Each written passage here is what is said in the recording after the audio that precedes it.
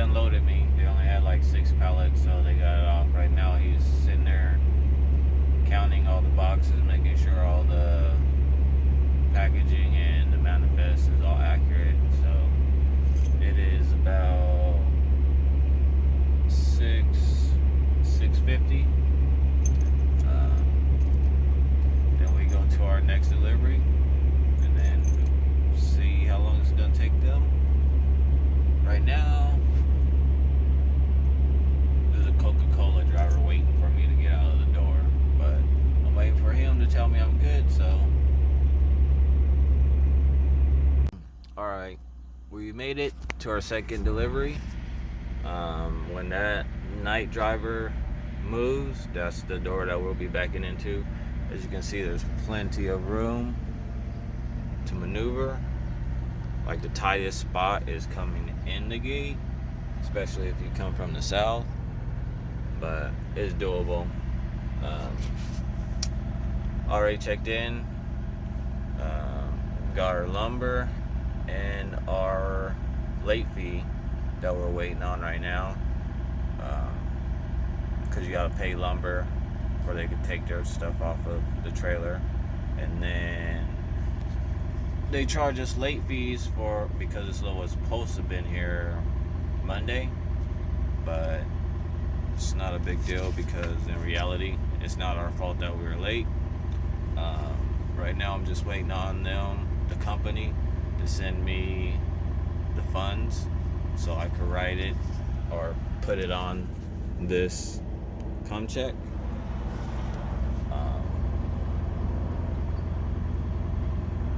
So once I do that, and depending on how long it takes him to get out of that door and how long it takes him to the guy to unload me, still gotta wait to deliver at 12 o'clock at our final.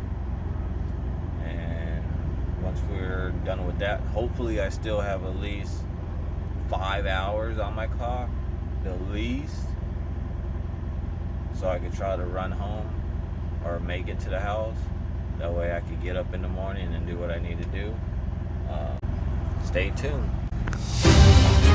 Alright, we are unloaded from our second delivery. Second stop, should I say.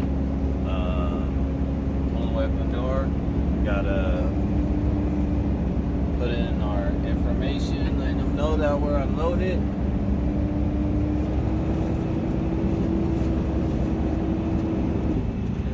From there, we go to our final, but proceed north on South 31st Avenue in we a don't quarter deliver mile. until 12 Turn o'clock. left to West Buckeye Road. Oh, shut up.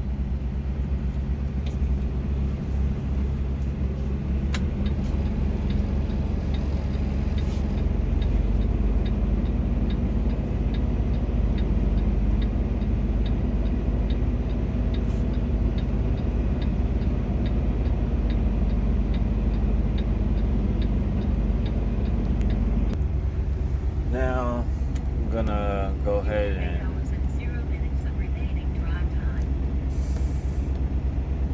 do all my information. I'm gonna go to messaging, give you an idea of Qualcomm, compose, and then we're gonna go to macro 4 to depart from stop. So it's pretty much explanatory. If you actually look at it, read it, you see a lot of the red boxes. A lot of boxes are highlighted red. Those are the ones that you need to put information in. If not, you can't press the send button. As you can see, it's not bold. So once you get all that done, send it. I could sit here longer, but doesn't make a difference to sit here if I could go sit over there, because I've been here for 2 hours already. So 2 hours of sitting here, drive over there, and then at least I'll be sitting, and I'll be off the clock for probably 5 hours if you look at it. Because we're going to Cisco. Cisco, they don't really care if you're early, because they'll take you at your delivery time. And even if you do get there early, like I got 3 pallets in the back right now, it'll probably take them 5 hours to do that. I've been to places to where I delivered 3 pallets, 2 pallets, and I sat there for 5 hours before. So yeah, just like that, the macro's completed. I'm gonna send it. Do I want to send? Yes. Every time you send the macro, you'll get a message back, and it should pop up in a second. Till then, I was already on duty. You have 7 hours and 56 minutes of remaining drive time. So it took me less than 4 minutes to do that macro, pull out and do that macro. This doesn't go off the hours when you go on duty, off duty, sleeper. It doesn't go off of every minute. So when you go on duty, you literally have to sit on duty for 5 minutes. Because if you start driving before, when it's like at 2, 3, or 4 minutes, and you start driving, all that time frame that you were on duty, they'll automatically shoot it to driving instead of on duty. So it's a 5-minute increment for calculating your time frame. So like I'm done in 4 minutes. If I took off right now before I hit 5, those 4 minutes would have went to driving. You gotta learn the Qualcomm a little bit. It's pretty simple. There's different kinds of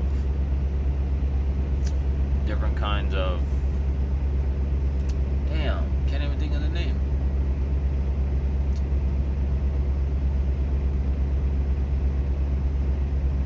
LEDs, ELDs, fucking.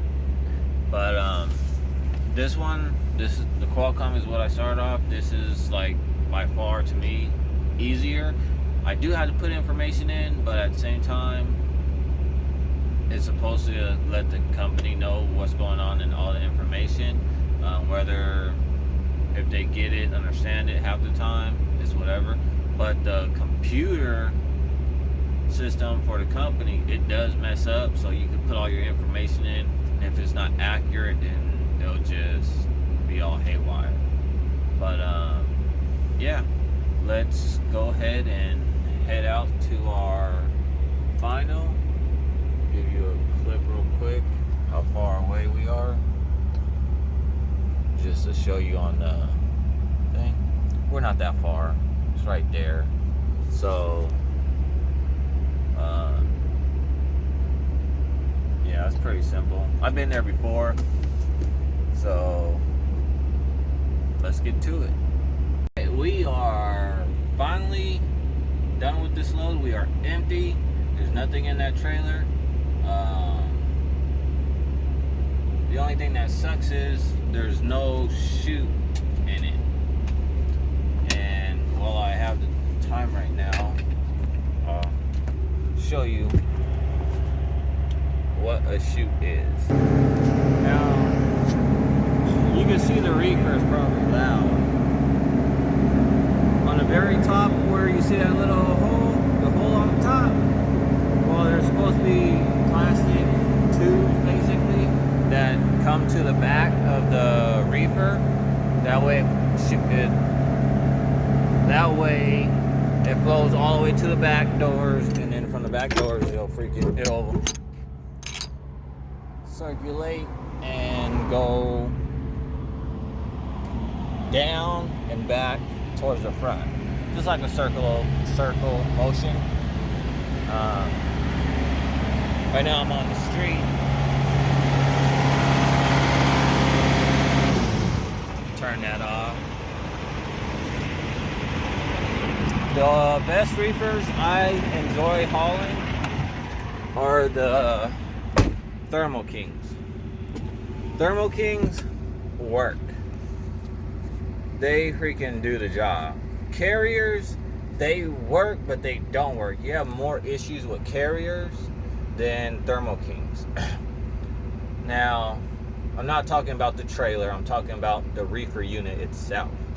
The only thing I had issues with on Thermo Kings is alternators. That's the main thing I always have an issue with, is an alternator. Other than that, they run great. I could get a carrier and they'll stop cooling down, or it's throwing alarm codes for no reason because it just doesn't know what the hell it's supposed to be doing. But other than that, I'm doing the macro right now. I already sent in my empty column and all that other stuff, but I'm doing a DVIR. That way I could note that airbag and other stuff that needs to be done on my truck. But yeah, I'm gonna go to the terminal, and if they have different reefers available that's good to go, I might swap this trailer out with it, because I don't want to keep a reefer without a chute in it and pick up a load to where it needs a chute. You don't know who you're picking up from, none of that. Some places are real picky when it comes to that stuff. So if I get to the yard, or when I get to the yard, I might show a little bit of it, or I might not. Right now I'm using my phone for everything, so I'm either on my phone or I'm just running around getting stuff done. So I'll get back to you. Might be on my way home. We'll find out. Hey, what's going on? I wasn't able to go ahead and record when I went to the yard. I went there. I looked for another trailer. I found one, luckily, and it was available to take. And it's had a chute and everything was good on it. So I dropped the trailer that I had, picked up that one, and then I left. And I was gonna get fuel and get the trailer washed out. I didn't get fuel or get the trailer washed out because the line for the trailer wash was too long, and I don't need it to get washed. It was more of a trying to be ahead of the game, so when I do leave, I don't have to worry about it when I do get into the truck. But it's not a big deal. I deal with that when I get back in.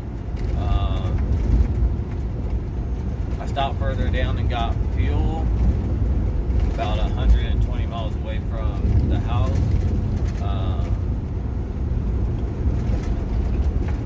Normally, I'm not able to record when I would like to, because that's when you got people calling and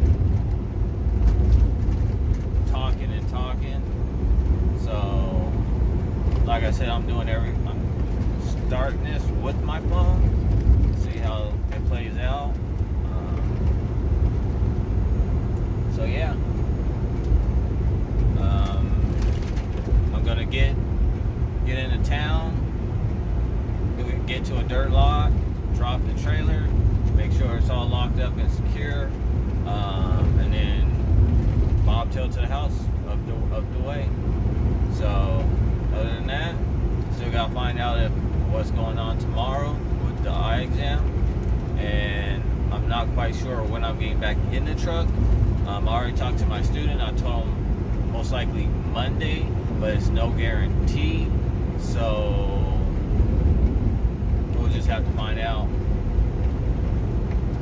And yeah, so all you guys out there, it's summertime, stay cool.